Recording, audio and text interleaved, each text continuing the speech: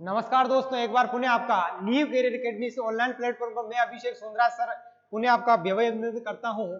जिस प्रकार से हम राजस्थान कला संस्कृति प्रश्नोत्तरी चला रहे थे, राजस्थान के कला संस्कृति प्रश्नोत्तरी पिछली बार हमने 11वीं की थी, इस बार मैं 12वीं प्रश्नोत्तरी लेके आया हूं। आप देख पा रहे होंगे 12वीं प्रश्नोत्तरी का पहला प्रश्न क्या कहता है, गोपी जी भट्ट राजस्थान की किस लोक नृत्य शैली के कलाकार है। फिर से देखें, गोपी जी भट्ट राजस्थान की किस लोक नृत्य शैली के कलाकार हैं। क्या ये तमाशा से है, स्वांग से है, रमत से है या फिर नौटंकी से है। आप चित्र देख पा रहे होंगे, ये जो तमाशा चित्र है जिसमें ये ढोलक और वाद्य यंत्र देखने को मिल रहे हैं, ये जो तमाशा देखें क्या होता है। तमाशा तो मित्रों याद रखिएगा, तमाशा मूलते यह महाराष्ट्र का है। कहाँ का है, तो ये महाराष्ट्र का है। और राजस्थान में तमाशा जयपुर का प्रसिद्ध है। मित्रों याद रखिएगा कि राजस्थान में तमाशा कहाँ का प्रसिद्ध है, तो ये जयपुर का प्रसिद्ध है। लेकिन ये मूलतः कहाँ का है, तो ये महाराष्ट्र का है। जयपुर में सर्वाधिक इसका जो प्रचलन है वो सवाई प्रताप सिंह के समय देखने को मिलता है।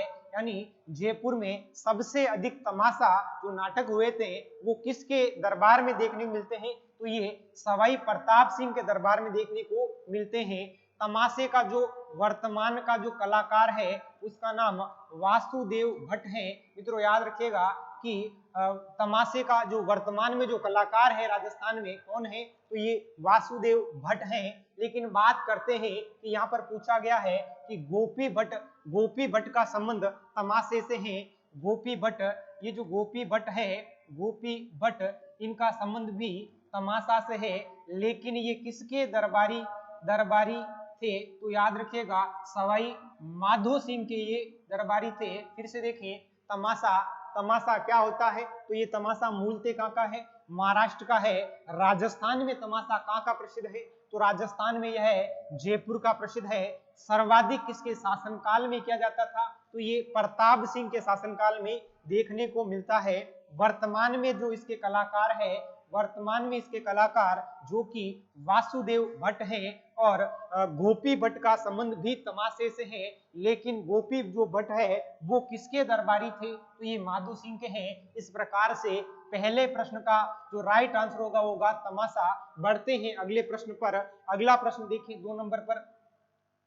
अगला प्रश्न क्या कहता है कि 84 खंभों की छतरी कहाँ स्थित है। यहाँ पर छतरी पूछी गई है कि 84 खंभों की छतरी कहाँ स्थित है। क्या ये करौली में है, जैसलमेर में है, सिवाना में है या फिर बूंदी में है। चित्र में आप देख पा रहे होंगे 84 खंभों की ये छतरी, ये जो छतरी है आखिर ये छतरी कहाँ पर है। मित्रों याद रखिएगा, ये जो 84 खंभों की छतरी यह अगर आपको पूछे स्थान, तो देखें देवपुरा बूंदी में है। देवपुरा बूंदी में है। इसके जो निर्माण करता है, निर्माण कौन करते हैं, तो याद रखना अनिरुद्ध के द्वारा इसे निर्मित करवाया गया था।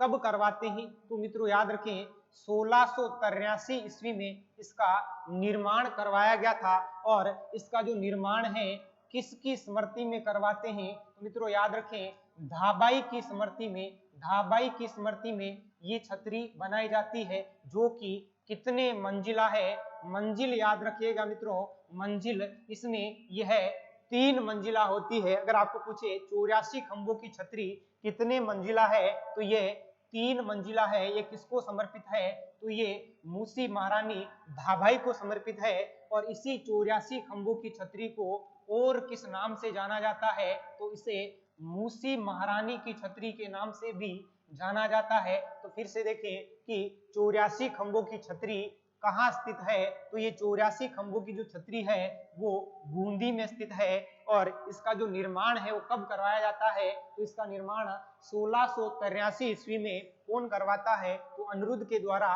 किसकी स्मृति में, धाबाई की स्मृति में से करवाया जाता है। और कितने मंजिला है, तो ये 3 मंजिला है। अगर आपको सही लगे तो इसे लाइक करें, शेयर करें और सब्सक्राइब करें। बढ़ते हैं अगले प्रश्न की ओर। अगला प्रश्न देखिएगा, अगला प्रश्न तीसरा प्रश्न राजस्थान में केशव राय पाटन स्थित प्रसिद्ध हिंदू केशव मंदिर किस देवता को समर्पित है? फिर से देखिएगा कि यहाँ पर मंदिर पूछा गया है केशव राय पाटन का, वो मंदिर किस देवता को समर्पित है? क्या भगवान कृष्ण को समर्पित है, भगवान विष्णु को समर्पित है, या भगवान राम को समर्पित है, या फिर भगवान शिव को समर्पित है? आप चित्र में देख पा रहे होंगे केशव राय पाटन मंदिर कहाँ है, तो देखें यह बूंदी में है। मित्रों याद रखना केशव राय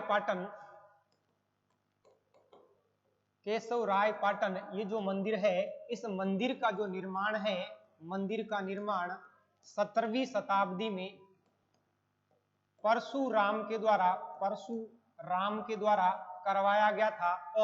और इसी के बाद याद रखें इसका जो पुनर्निर्माण है, पुनर्निर्माण वो छत्रसाल के द्वारा करवाया गया था, जो कि राजा होते हैं राव छत्रसाल, जिनके द्वारा इसे पुनर्निर्माण करवाया जाता है। और बात करें केशव राय पाटन, जो कि यह मंदिर चंबल नदी के किनारे है। मित्रों याद रखिएगा ये जो मंदिर है वो किस नदी के किनारे है, तो ये चंबल नदी के किनारे है। और बात कर लेते हैं केशव राय पाटन का ये जो हिंदू मंदिर है वो भगवान विष्णु को समर्पित है। याद रखिएगा ये मंदिर किसे समर्पित है, तो ये भगवान विष्णु को समर्पित है। फिर से देखें कि राजस्थान में केशव राय पाटन स्थित प्रसिद्ध हिंदू केशव मंदिर किस देवता को समर्पित है, तो ये भगवान विष्णु को समर्पित है। इसका जो राइट आंसर होगा वो होगा 2, यानी भगवान विष्णु को समर्पित है। बढ़ते हैं अगले प्रश्न की ओर। अगला प्रश्न है चौथा प्रश्न,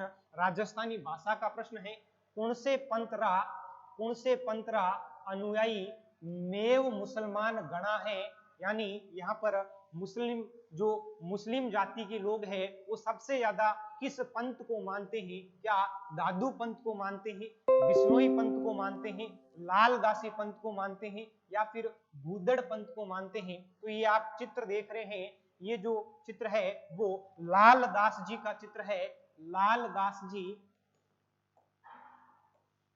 इन्होंने लालदासी पंथ की स्थापना की थी। मित्रों याद रखिएगा लालदासी पंथ की स्थापना करने वाले कौन थे, तो ये लालदास जी थे। और लालदास जी की ये जो लालदासी संप्रदाय है उनकी प्रधान पीठ है वो नंगला जहाज भरतपुर में है। मित्रों याद रखिएगा कि लालदासी संप्रदाय की जो मुख्य पीठ है, प्रधान पीठ है, कहाँ है, तो ये नंगला जाज भरतपुर में है। लालदास जी की जो समाधि है वो कोटपुतली में है। मित्रों याद रखना कि लालदास जी की समाधि कहाँ पर स्थित है, तो ये कोटपुतली में है। और इनके जो अनुयायी है वो मेव मुसलमान हैं। इनके जो अनुयायी थे वो कौन थे? मेव मुसलमान। जो अधिक संख्या में देखने को मिलते हैं वो कौन होते हैं? मेव मुसलमान, जो कि किस संप्रदाय को मानेंगे? लालदासी संप्रदाय को मानते हैं। लालदास जी की जो उपदेश हैं, लालदास जी के उपदेश जिन्हें बाणियां या फिर चेतावनियां कहा जाता है। मित्रों याद रखिए ना कि बाणियां या चेतावनियां किनके उपदेश कहे जाते हैं, तो ये लालदास जी के जो उपदेश हैं उन्हें बाणियां या चेतावनियां कहा जाता है। इस प्रकार से इसका चौथे प्रश्न का जो राइट आंसर होगा वो होगा लालदासी पंथ। बढ़ते हैं पांचवें प्रश्न की ओर। पांचवा प्रश्न देखिएगा कि दुगारी किले की चित्रकला संबंधित है।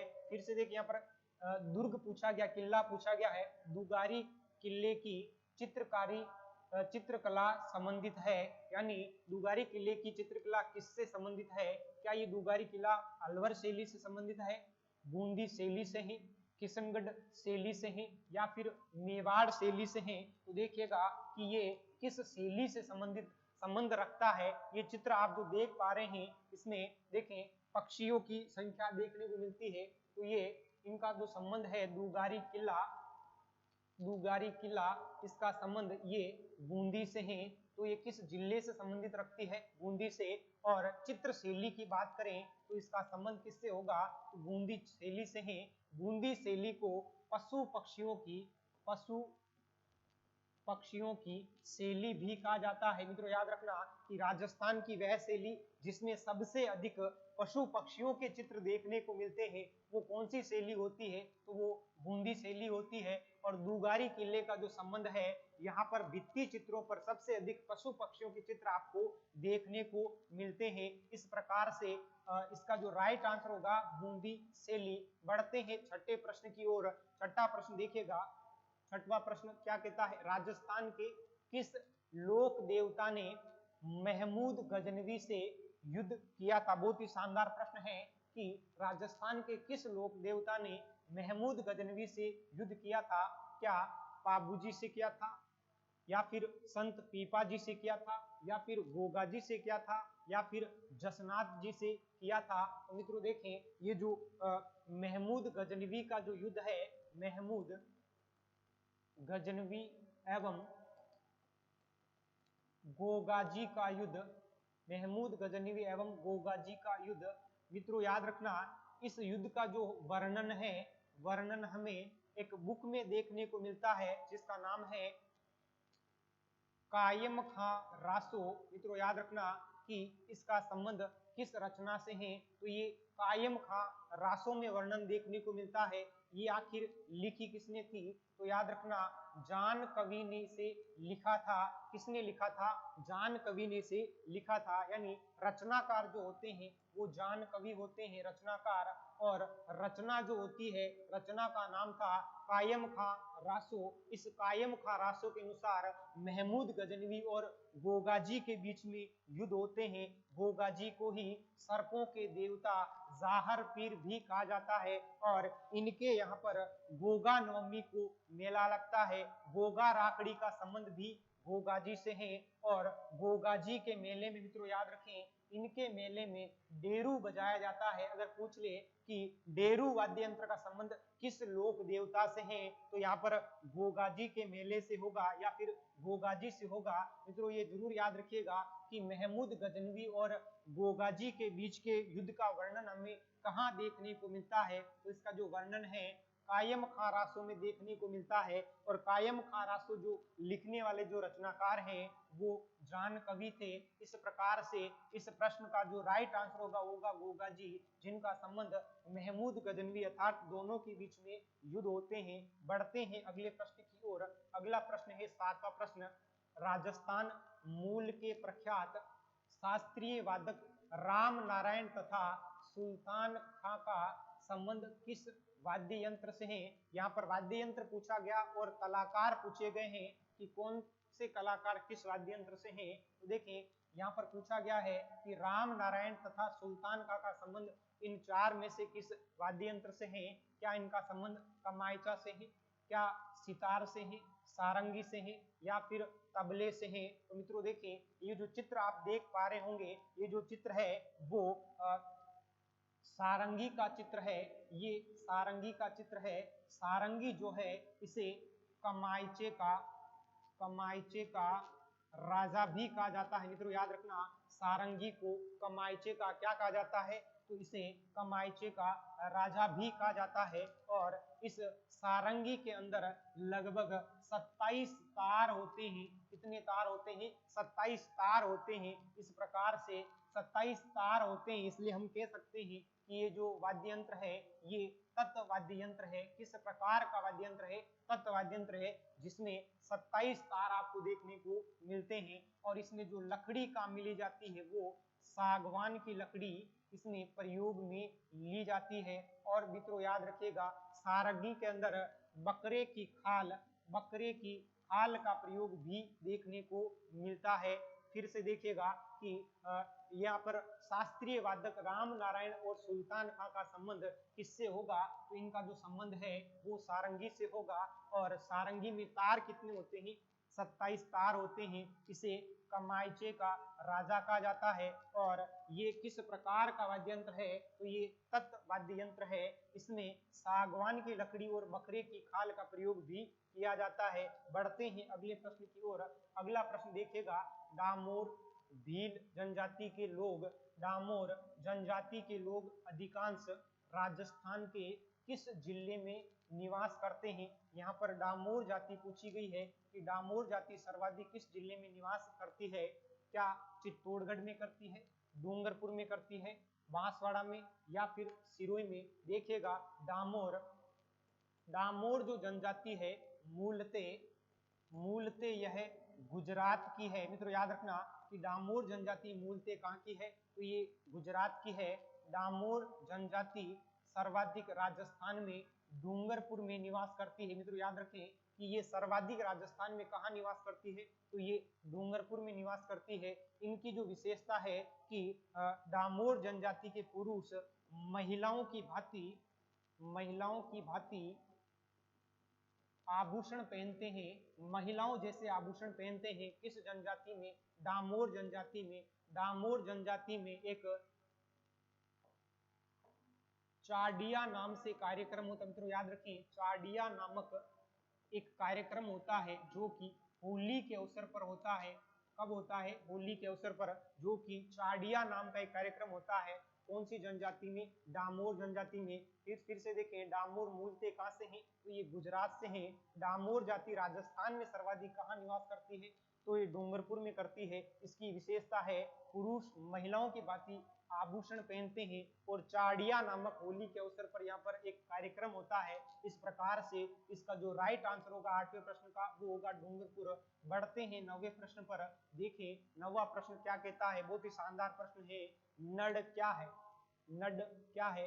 क्या नड लकड़ी की 4 पट्टियां हैं, जुड़वा बांसुरियां हैं, एक तार वाला वाद्य यंत्र है या फिर एक लंबी बांसुरी है। मित्रों देखें नड क्या है, तो सबसे पहले याद रखें नड एक वाद्य यंत्र है जो कि सुशिर वाद्य यंत्र है। कैसा वाद्य यंत्र है, सुशिर वाद्य यंत्र, अर्थात ये फूंक से बजने वाला वाद्य यंत्र है।